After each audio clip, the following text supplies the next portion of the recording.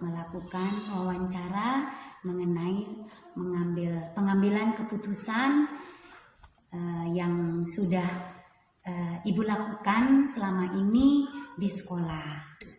Nah, sebelum saya melakukan wawancara kepada Ibu, saya ingin menjelaskan terlebih dahulu, menjelaskan sedikit nih tentang dilema etika dan rujukan moral. Terima kasih ya.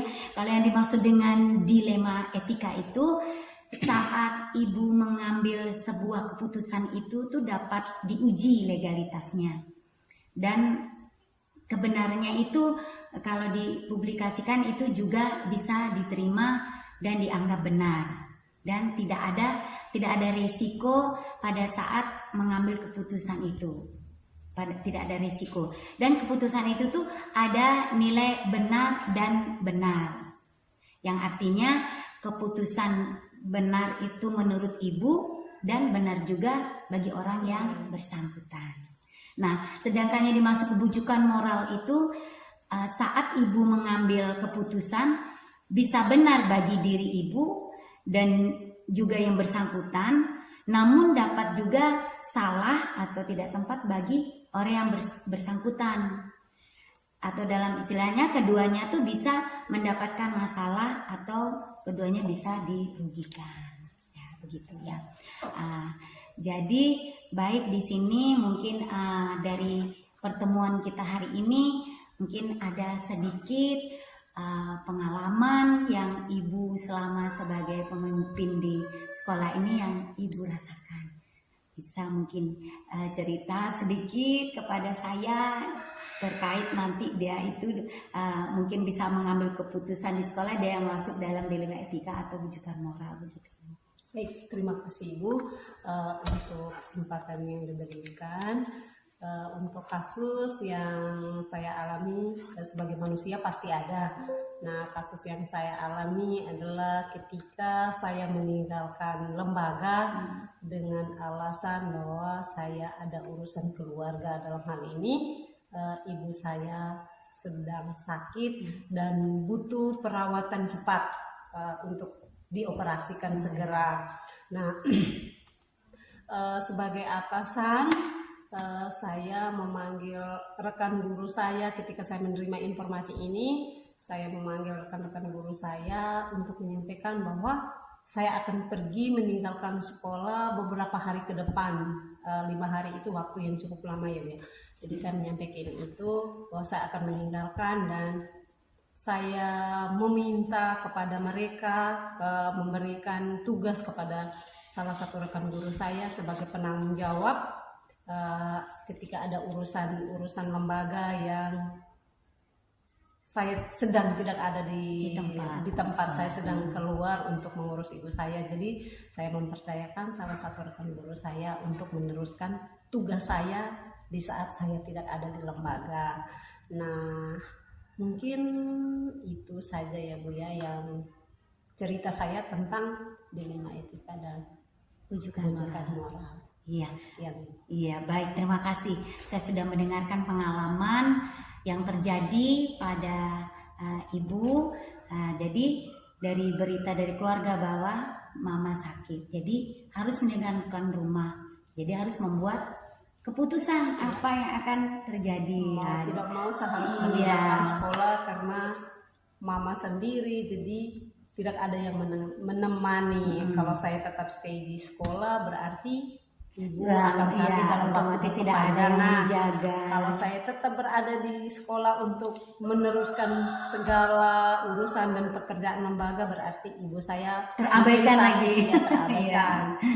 Mungkin di sini ada dilemanya. Ketika saya berangkat untuk mengurus ibu, ya kepikiran juga dengan segala urusan sekolah apa bisa diselesaikan oleh rekan guru untuk menyelesaikannya dengan baik ataukah tidak. Ya di sini mungkin ada sedikit beban ya buat saya. Oke, jadi dari berdasarkan cerita saya akan lanjutkan beberapa pertanyaan ya. Silakan. Baik, selama ini bagaimana Ibu dapat mengidentifikasi kasus yang dirasakan itu dia merupakan dilema etika atau rujukan moral? Kalau saya mengidentifikasinya itu dilihat dari ya tindakan ya, tindakan yang saya ambil dan masalahnya apa dulu. Kalau masalah seperti di atas berarti menurut saya bahwa itu lebih ke etika saya sebagai kepala sekolah ketika saya meninggalkan lembaga, apa yang harus saya buat. Itu lebih masuk ke dilema etika. Ya. Baik, berarti permasalahan itu masuk dalam dilema etika. Saya lanjutkan lagi ke pertanyaan selanjutnya. Selama ini bagaimana Ibu menjalankan pengambilan keputusan di sekolah Ibu, terutama untuk kasus-kasus di mana ada kepentingan yang sama-sama benar atau sama-sama mengandung nilai kebajikan. Kalau teknik saya ya, yang pertama itu kalau berhubungan dengan lembaga, yang pertama saya harus sepenting apapun urusan saya, semendadak apapun itu, saya harus menyampaikan itu kepada rekan guru ketika saya akan bepergian. Itu saya harus wajib, itu hukum wajibnya untuk menyampaikan itu kepada rekan guru saya. Iya, baik. Pertanyaan berikut Ibu, langkah-langkah atau prosedur seperti apa yang biasa Ibu lakukan selama ini? Langkah-langkah atau prosedurnya dalam mengambil keputusan dari kasus yang ada. Iya, kalau langkah-langkahnya ya mungkin semirip di atas ya Bu ya. Yang pertama itu ketika menerima informasi bahwa ada urusan lain, berarti saya harus menyampaikan itu kepada rekan guru. Andaikan sedang berada dalam sekolah berarti bisa saat itu. Misalkan sudah berada di luar jam sekolah, saya harus menghubungi mereka lewat telepon. Atau biasanya ada WA group gitu ya Ibu ya. Oke, baik. Kemudian Ibu, hal-hal apa saja yang selama ini Ibu anggap efektif dalam pengambilan keputusan atau kasus-kasus dilema etika? Hal-hal apa yang Ibu anggap efektif? Hal-hal yang saya anggap efektif ya ketika saya meninggalkan lembaga dan saya mempercayakan salah satu rekan saya untuk meneruskan tugas saya ketika saya sedang berada di luar. Hal-hal efektifnya itu ketika mereka mengambil keputusan, sebelum mengambil keputusan mereka menghubungi saya untuk menanyakan kira-kira seperti apa. Nanti keputusan yang diambil mereka itu berdasarkan kesepakatan saya juga atau sepengetahuan saya juga. Iya, benar. Oke, baik. Kemudian apakah Ibu memiliki sebuah selama ini hal apa saja yang menjadi tantangan ya? Hal apa saja yang selama ini merupakan tantangan dalam pengambilan keputusan pada kasus dilema etika? Jadi tantangannya itu apa? Hal-hal yang menjadi tantangan bagi saya itu ketika mereka atau orang-orang yang saya percayakan itu mengambil sebuah tindakan atau mengambil sebuah keputusan, walaupun itu saya sudah mempercayakan sebetulnya kepada mereka, tetapi sebaiknya itu harus menghubungi atau menyampaikan terlebih dahulu. Tantangannya itu di saat mereka tidak menyampaikan itu kepada saya, mungkin tantangannya bahwa saya berpikir apakah keputusan yang diambil mereka itu di luar sepengetahuan, apakah itu baik atau tidak ketika saya kembali ke lembaga atau saya kembali bertugas. Iya. Jadi segalanya tuh kalau yang nanti takutnya ada tantangan ke depannya, ada permasalahan ke depannya, guru yang ditugaskan. Oke, baik. Saya lanjut ke pertanyaan berikut ya Ibu. Apakah Ibu memiliki sebuah tata cara atau jadwal tertentu dalam sebuah menyelesaikan kasus dilema etika? Apakah langsung menyelesaikan di tempat atau memiliki sebuah jadwal untuk menyelesaikannya dalam bentuk atau prosedur seperti yang Ibu jalankan selama ini di sekolah? Iya, baik Ibu. Untuk tata cara atau jadwal penyelesaian masalah itu saya tergantung kepada masalahnya, konteks masalahnya. Kalau masalahnya biasa saja dan bisa diselesaikan pada saat itu, berarti saya tidak perlu membutuhkan jadwal untuk menyelesaikan masalah karena masalah itu dianggap ya bisa diselesaikan pada saat itu juga. Nah, kalau masalahnya rumit yang membutuhkan waktu dan melibatkan banyak orang, berarti saya harus membuat jadwal untuk menentukan kapan masalah ini harus diselesaikan. Ya, gitu ya. Jadi tergantung dari permasalahannya Konteks masalahnya, yang ya. dihadapi. Pokok Baik masalahnya dari dulu. ya, Ya. baik Ibu. Saya lanjutkan lagi. Adakah seseorang atau faktor-faktor apa yang selama ini mempermudah atau membantu Ibu dalam pengambilan keputusan dalam kasus-kasus dilema etikanya? Mungkin ada siapa begitu mungkin? Kalau mengenai faktor dan siapa-siapa yang mempermudahkan saya dalam menangani masalah yang berkaitan dengan dilema etika dan bujukan moral, kalau di lembaga ya kembali kepada rekan-rekan sejawat dalam sekolah, rekan-rekan guru di rekan-rekan sekolah. guru. Ya, begitu. Baik, ini pertanyaan saya yang terakhir ya Ibu ya. Dari semua hal yang telah Ibu sampaikan, pembelajaran apa yang dapat Ibu petik dari pengalaman dalam mengambil keputusan dilema etika? Baik, pengalaman baik, pengalaman itu ada baik dan ada buruknya. Kalau pengalaman baik yang dapat saya petik selama ini adalah pengalaman baiknya ketika kita atau saya ingin bepergian atau melakukan aktivitas di luar urusan lembaga, berarti saya harus wajib menyampaikan itu kepada rekan guru. Itu pengalaman baiknya. Sepenting apapun urusan kita, kita wajib menyampaikan itu supaya bawahan dan rekan guru kita di sekolah itu mengetahui kemana kita pergi, urusannya apa, supaya mereka bisa meneruskan tugas dan tanggung jawab kita di lembaga ketika kita tidak sedang berada di lembaga tersebut. Tidak berada Itu di sekolah. hal baiknya. Iya. Terima kasih. Iya, iya baik Ibu. Terima kasih atas waktu yang diberikan kepada saya untuk mewawancarai Ibu terkait sebagai pemenuhan tugas saya. Oh, iya. Pemenuhan tugas saya karena saya masih mengikuti pendidikan di calon guru penggerak. Kebetulan tugas ini masuk pada modul 3.1 tentang pengambilan keputusan. Besar harapan saya semoga kita semua tetap sehat dan semangat selalu dalam mendidik anak bangsa. Baik, Selamat terima siang. Ya, terima kasih juga Ibu. Ya, Sukses terima kasih. untuk Ibu. Semoga berhasil di Pendidikan guru saya. penggerak. Iya, terima kasih Ibu. Iya, selamat siang.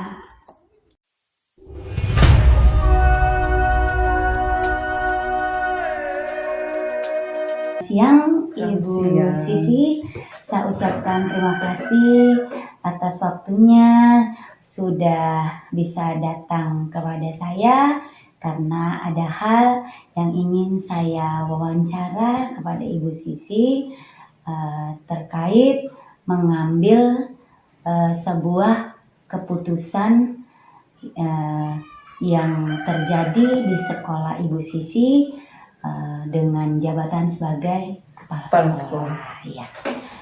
Tapi sebelum saya melakukan wawancara, ada yang ingin saya sampaikan tentang mengambil keputusan berdasarkan dilema etika atau bujukan moral. Dilema etika yaitu pengambilan keputusan benar lawan benar. Dilema etika. Ya, dilema etika, di mana keputusan itu bisa kita anggap itu benar dan juga dapat diterima benar oleh orang lain. Itu ya. Kemudian bujukan moral itu sama artinya dengan benar lawan salah. Itu ya, dia seperti situasi yang terjadi dalam mengambil keputusan itu benar atau salah berdasarkan situasi atau masalah yang terjadi. Misalnya kita mengambil keputusan itu bisa dianggap benar dan juga bisa berakibat yang buruk juga kepada diri kita dan juga orang lain ya. Itu yang benar melawan salah. Jadi baik, di sini kita bisa langsung saja melakukan wawancara ya. Mungkin selama ini pernah mengalami kasus di sekolah sebagai kepala sekolah mungkin pernah ada mengambil keputusan apa sehingga membuat menjadi suatu dilema etika atau bujukan moral mungkin begitu Yang saya alami di sekolah saya itu, Ibu Nina, ya. itu yang saya pilih di sini dilema etika. Yang terkait dengan dilema etika itu kasusnya mengenai apa, misalnya keputusan apa dalam kasus itu? Keputusan yang sudah saya ambil selama ini, seperti di sekolah kami, di setiap bulan itu ada jadwal misah pertama misah dalam bulan yang diperingati setiap hari Jumat itu Jumat pertama. Jumat pertama. Jadi awal-awal itu saya rasa berat untuk saya, menjadi tantangan untuk saya. Ketika saya datang, kok anak-anak sepi, karena sekolah ini di lingkungan SD, semua anak SD diajak ke gereja semua untuk merayakan misa Jumat pertama. Terus saya lihat muridku tidak ada. Akhirnya masuk ke bulan berikut, saya mengambil suatu keputusan. Saya menginformasikan bahwa setelah misa nanti kita lanjutkan dengan sekolah. Oke. Iya. Ya, baik. Baik, dari kasus yang dialami, ada beberapa pertanyaan yang ingin saya tanyakan. Selama ini bagaimana Ibu Sisi dapat mengidentifikasi kasus-kasus yang merupakan dilema atau bujukan moral? Jadi dapat mengidentifikasi kasus itu tuh tadi sudah ya, Iya. mengidentifikasi jadi itu dalam bentuk dilema etika. Dilema etika, Ya. ya. Oke, berarti kasus itu masuk dalam dilema etika. Oke. Kemudian selama ini bagaimana Ibu Sisi menjalankan pengambilan keputusan di sekolah, terutama untuk kasus-kasus di mana ada dua kepentingan yang sama-sama benar atau sama-sama mengandung nilai kebajikan. Bagaimana menjalankan mengambilkan keputusan itu di sekolah? Bersama teman-teman guru, saya mengadakan rapat untuk bulan berikutnya. Sebelum itu hari sebelum itu hari Kamis, kami menginformasikan bahwa besok itu kita semua ke gereja. Setelah gereja kita kembali ke sekolah. Itu bekerja sama dengan teman-teman atau rekan-rekan guru untuk menginformasikan kepada orang tua dan memberi pengumuman langsung kepada anak. Itu saja. Ya.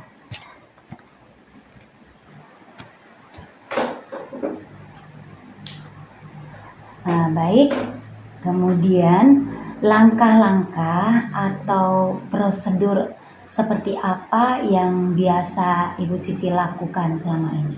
Langkah-langkahnya. Langkah-langkahnya bersama teman guru, kami menuliskan suatu informasi lewat buku penghubung. Di dalam buku penghubung itu diinformasikan kepada orang tua bahwa setiap Jumat dalam bulan pertama kita ada perayaan Ekaristi di gereja. Setelah itu anak boleh kembali mengikuti kegiatan bersama guru di sekolah.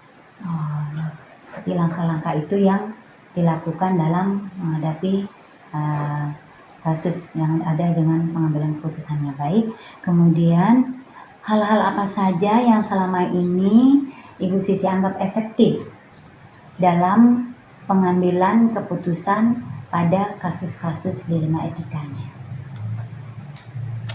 Hal-hal yang efektif itu, tindakan yang saya ambil itu lewat buku penghubung tadi, atau melalui WA group. Kalau orang tua yang punya HP Android, saya lanjutkan informasi kepada orang tua, menginformasikan hal tersebut, dan saya informasi kepada rekan guru, dan kami sama-sama membuat, dimasukkan di dalam jadwal kalender pendidikan sekolah saya.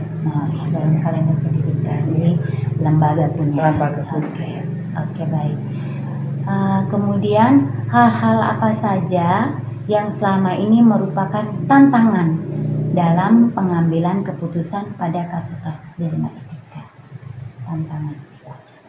Tantangan yang pertama itu masih ada beberapa anak yang mengikuti orang tuanya, mungkin orang tua belum merespon dengan baik tentang hal ini. Jadi memang benar kalau apa yang sudah dibuat keputusan itu memang ada beberapa yang tidak bisa menerima. Ya, baik. Kemudian apakah Ibu Sisi memiliki sebuah tata kala atau jadwal tertentu dalam sebuah penyelesaian kasus dilema etika? Apakah langsung menyelesaikannya di tempat atau memilih sebuah jadwal untuk menyelesaikannya, terus dalam bentuk atau prosedur seperti apa yang akan Ibu Sisi lakukan atau jalankan? Ya. Bersama rekan sejawat, kami sama-sama menginformasikan kepada orang tua tadi, seperti tadi dari awal tadi, setiap bulan itu ada jadwal perayaan Ekaristi di bulan Jumat pertama. Betul. Jadi dalam selain ini tadi sudah dibuat dalam kalender lembaga, mungkin di sini ada bentuk atau prosedurnya, yaitu dengan menyampaikan informasinya secara langsung. Baik. Kemudian adakah seseorang atau faktor-faktor apa yang selama ini mempermudah atau dapat membantu Ibu Sisi dalam pengambilan keputusan dalam kasus dilema etika itu? Saya bersama rekan sejawat dan orang tua kami saling menginformasikan itu. Oh ya, berarti yang di antara rekan-rekan di sekolah dengan juga melibatkan orang tua. Oke. Baik. Pertanyaan yang terakhir dari saya ini ya. Dari semua hal yang telah disampaikan, pembelajaran apa yang dapat Ibu Sisi petik dari pengalaman dalam mengambil keputusan dilema etika? Itu bahwa dalam mengambil sebuah keputusan, saya harus dapat melihat situasi etika baik yang sering berkomunikasi dengan rekan guru dan orang tua. Selalu berkolaborasi ya. Jadi bahwa pembelajarannya itu memang benar bahwa dalam mengambil keputusan tidak semena-mena berdasarkan juga dari inisiatif saya sendiri atau keputusan sendiri. Berarti ide atau apa yang ada itu dikomunikasikan dengan rekan-rekan guru. Oke, baik, terima kasih untuk wawancara saya hari ini terkait kasus dilema etika tentang misa Jumat pertama ya. Terima kasih sekali lagi sudah meluangkan waktu dan semoga pengalaman ini juga bisa menjadi pembelajaran buat saya untuk saya dalam menjalankan tugas saya juga di sekolah. Mungkin ada kasus-kasus yang bisa menyerupai sehingga saya jadi bisa menjadikan pembelajaran referensi untuk saya ke depannya. Terima kasih Bu Sisi. Karena minta maaf di sekolah saya mayoritasnya Katolik, maka kami adakan ya seperti itu kan, kembali kepada lembaga masing-masing. Terima kasih.